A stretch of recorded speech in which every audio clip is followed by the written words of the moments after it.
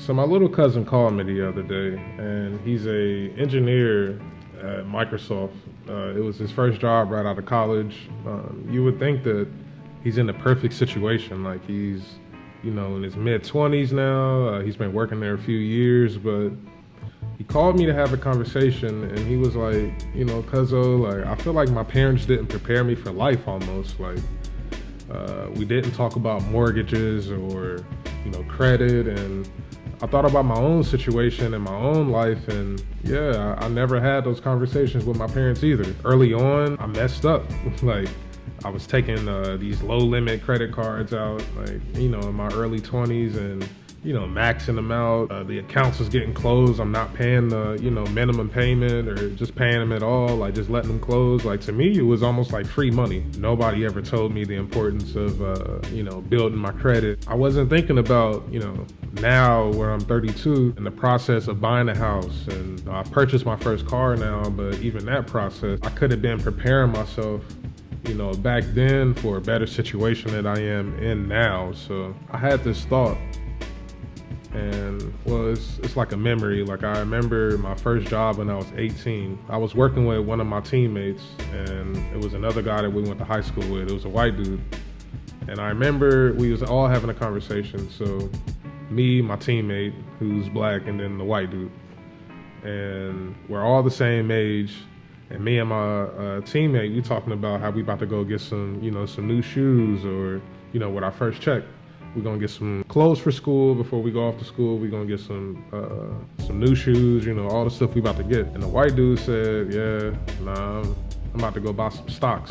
And me and my teammate was kind of confused, like, damn, like, one, what is that?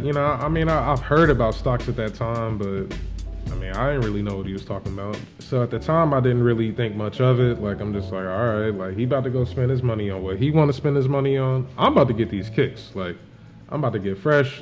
I got school in the fall. Like, I'm about to go play football at Hampton. Like, I got stuff to get. But looking back, I'm like, dang, like, somebody prepared him for that instance. Like, somebody prepared him for that moment to say, all right, when I get some money, instead of going buying, material things, I'm about to go invest in myself. I'm about to go invest in my future.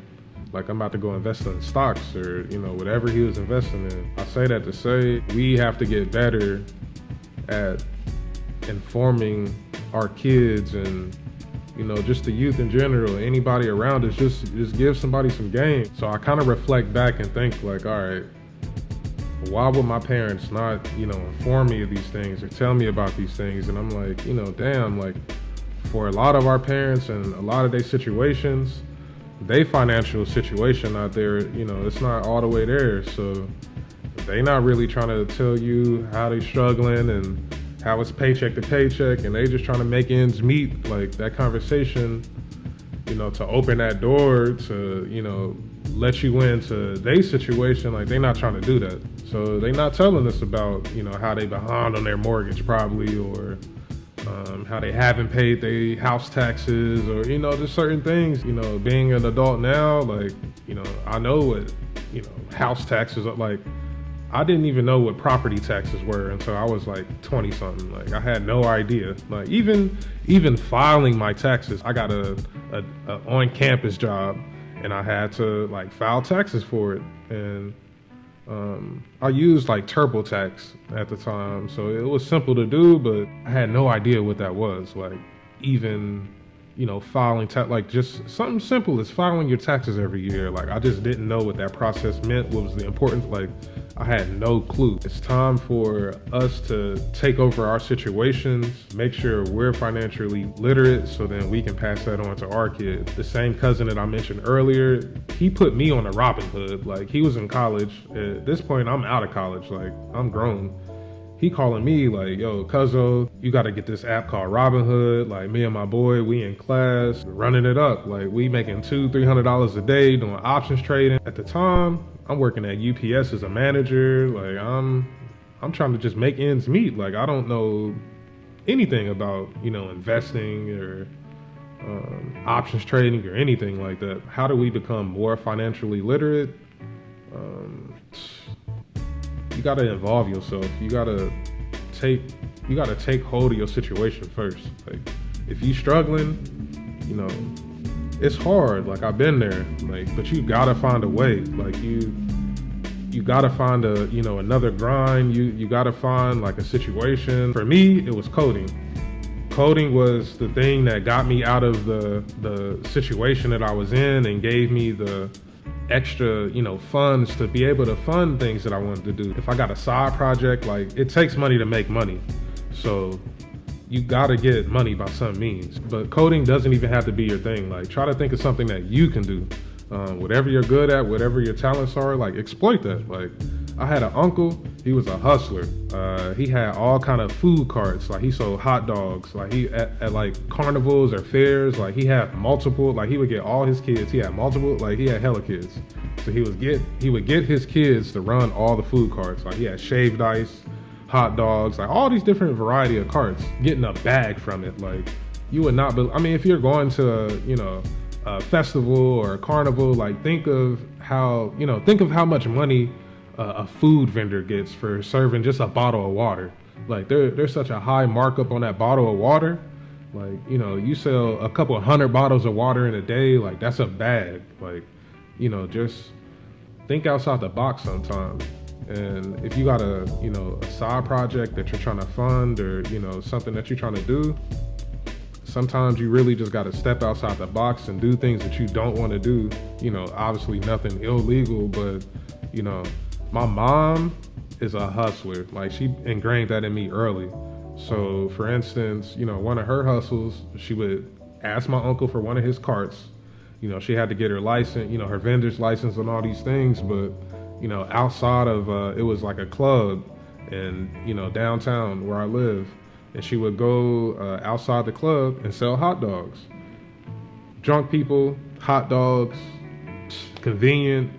She making a killing every night. Every night the club is popping, she out there with this cart. When I was young, and at the time, to me it was kind of lame. Like, damn, my mom out here selling hot dogs. Like, she a substitute teacher as well. Like, that's kind of corny. Like, she selling hot dogs. But now being grown, like, I respect that so much. Like, I appreciate her grind and the things that, she did for us and instilled in us, because, those are the things that I'm instilling in my kids today. Even though she didn't have the ability or, even the want to share her financial situation and give me that knowledge about, just certain things, at the same time, I'm thankful for the things that she was able to provide me, which is that hustler's mindset. So back to the money talk. It's 2022. Like, there are so many ways that you can, get in on your situation. Start saving. Like, I struggle with saving. Like, I can't even say nobody, because my mom is like a super avid saver. But then I had, like, I hate to say it, my pops for an example. Like, shout out pops. But my pops is not saving. Like, pops is, hey, I make it, I spend it, I'm gonna get it right back. Like, and that's kind of been my mindset.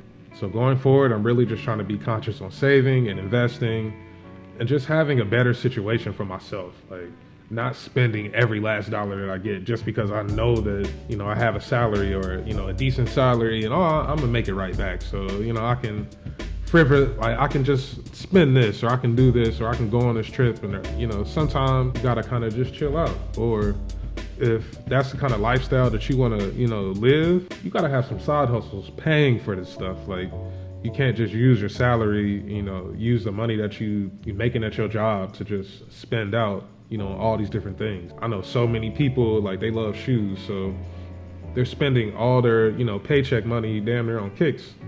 So it's like, get a side hustle that can fund your passion for shoes. So, your job money is your job money. The side, hustle that you're doing is funding your kick money. So, I'm trying to do things like that, like, rearrange my mindset, rearrange, some things that I'm doing. The main point of all this is just to say, like, we got to do better for, our own. Like, we got to do better for our kids. We got to help them and guide them and, prep them for life. Like, we got to put them in a better situation for their future. Like, now we got the internet. I be seeing so many, like, memes and, just like viral posts about establish a credit line for your kid, like, how to set your kid up to where they damn near got perfect credit, coming out of high school or college. So it's like, look into those things, do the research, do the things for your kids that wasn't done for you. So that's how we're gonna, progress this thing. Like, that's how we're gonna make things better. So don't want to take too much of your time. It was just a thought that I was having and a conversation that I was having with my cousin. And yeah, we're gonna figure this out. This is video number 2. Again, thank you for the comments and just the love from video number 1. If you haven't watched it, please do. In the cards, thank you. But we'll figure this thing out together. Hey, peace out.